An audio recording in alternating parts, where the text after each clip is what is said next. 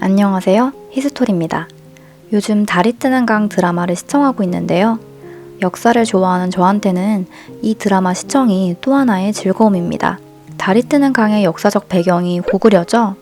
전 역사 드라마를 보면 역사적인 배경이 항상 굉장히 궁금하더라고요. 특히나 달이 뜨는 강은 퓨전사극이고 평강공주의 삶을 재해석한 드라마이기 때문에 실제 역사와는 다른 점이 굉장히 많습니다. 다르게 해석한 부분들도 많지만 사실 왜곡된 부분들이 많아요. 성군을 너무 무능력하게 표현한 부분들이 있어서 그 부분에 대해서 우리 구독자분들께 짧게 말씀드리려고 합니다. 드라마에서는 평원왕과 영양왕을 굉장히 무능력하고 심약한 왕으로 표현하고 있는데요. 평원왕과 영양왕이 어떤 왕이었는지, 당시의 시대적인 배경은 어땠는지 알아보도록 할게요. 드라마 달이 뜨는 강에서 평원왕은 무능하고 간신들에게 둘러싸여서 제대로 된 판단을 하지 못하는 왕으로 등장합니다.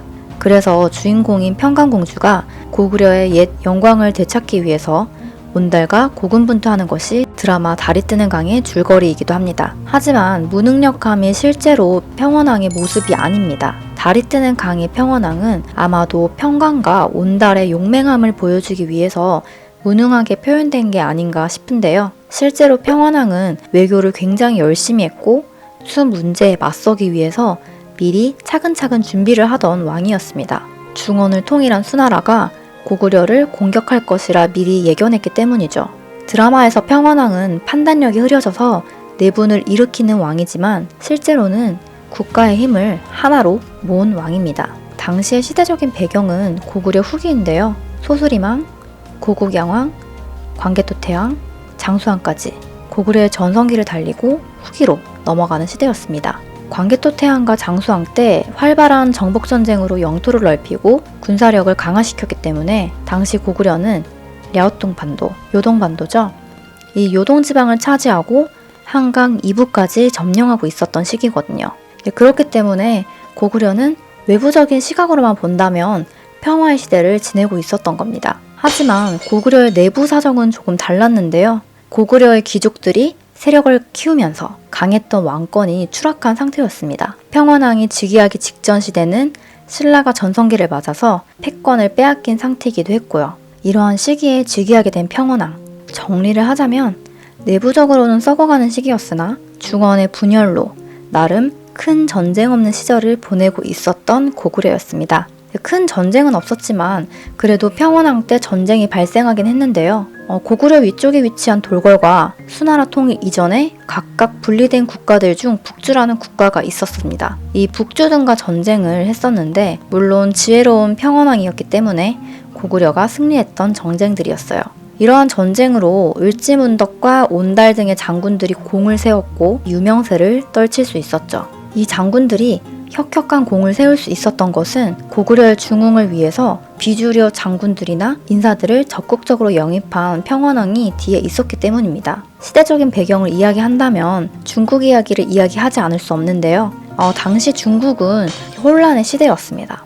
중국을 통일했던 한나라가 멸망하고 다시 통일왕조인 수나라가 등장하기까지 혼란의 시대들을 말합니다. 자기들끼리 치고받고 싸워야 되니까 외부로 눈을 돌리기는 힘들었던 시기였죠. 이런 중국의 혼란을 잠재우고 대륙을 통일한 사람이 바로 양견입니다. 양견이 바로 수문제인데요.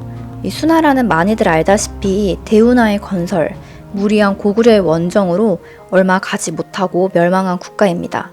하지만 바로 당나라가 이룩할 수 있도록 판을 깔아주었다는 점에서 의의가 큰 국가이기도 합니다. 어찌되었든 장수왕 이후의 고구려는 이 중국이 혼란했기 때문에 비교적 큰 전쟁이 없는 평화의 시대였지만 589년 북주의 양견이 중원을 통일하고 수나라를 건국하면서 고구려도 큰 전쟁의 위기가 다가오게 된 것이죠. 중원을 통일했다는 소식을 들은 평원왕은 전쟁을 대비해서 군사적인 준비를 하기 시작하지만 나이가 있어서인지 1년 뒤에 죽음을 맞이하고 맙니다. 달이 뜨는 강에서는 평원왕의 딸 평강공주가 어린 시절 내가 여자왕이 되겠다고 하는 장면이 나오죠. 하지만 평원왕을 이은 왕은 영양왕이었습니다. 달이 뜨는 강 등장인물 소개해보면 이 영양왕을 굉장히 심약한 왕으로 소개하고 있는데요. 실제로는 굉장히 강하고 지혜롭고 현명한 군주였습니다. 다른 부분은 괜찮지만 현명한 성군을 어리석게 표현하는 것은 좀 문제가 있지 않나 이런 생각을 해봅니다. 예를 들어서 조선을 생각했을 때 드라마나 영화에서 세종대왕님을 어리석고 무능한 왕이라고 표현한다면 꽤 논란이 되지 않을까요? 고구려는 너무 옛날 시대이기 때문에 크게 논란이 되는 것 같진 않은데 제 사견으로는 다른 작품들에서는 이런 부분들이 좀 개선되었으면 하는 바람입니다. 다시 본론으로 돌아와서 영양왕은 이미 어린 나이에 태자로 생활했기 때문에 일찍부터 정치에 눈을 뜬 것 같아요. 수나라가 통일이 되면서 군사력을 강화시켜야 한다는 평원왕의 뜻을 알고 그리고 본인도 이미 준비해야 한다고 생각을 했기 때문에 군사력을 강화할 뿐만 아니라 수나라가 고구려를 침입하기 전에 미리 수나라를 기습해서 군량 보급 기지들을 파괴하고 수나라가 고구려를 침입하더라도 식량 보급 부분들에 문제가 생기도록 미리 손을 쓴 것이죠. 당시 수나라가 굉장히 대국으로 커진 상태였는데 이런 선택을 한 것을 보면 굉장히 똑똑하고 강한 왕임을 알 수 있습니다.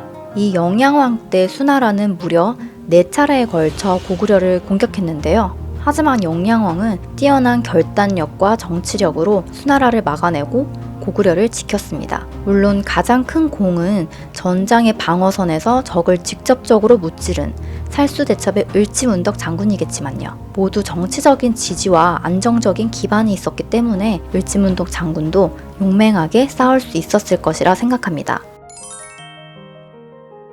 아마 드라마에서는 북주와의 전쟁에서 온달이 공을 세우는 장면들이나 신라와의 전쟁을 치르는 장면들이 등장할 것 같은데요. 북주와의 전쟁에서 온달은 큰 공을 세우게 됩니다. 당시까지만 해도 평원왕이 온달을 사위로 인정하지 않는 분위기였다고 해요. 비주류 인사로 영입하긴 했지만 사위로서는 부족하다 이런 분위기였는데 온달이 북주와의 전쟁에서 이기고 돌아오자 사위로 제대로 인정받았다고 합니다. 이 시대가 지나면 유명한 연개소문이 등장하는 시대이고 중국에서는 당나라가 등장하게 됩니다. 오늘은 짧게 드라마 달이 뜨는 강의 역사적인 배경과 실제로 다른 부분들에 대해서 알아봤는데요. 오늘도 흥미로우셨나요? 흥미로우셨다면 좋아요와 구독 부탁드려요.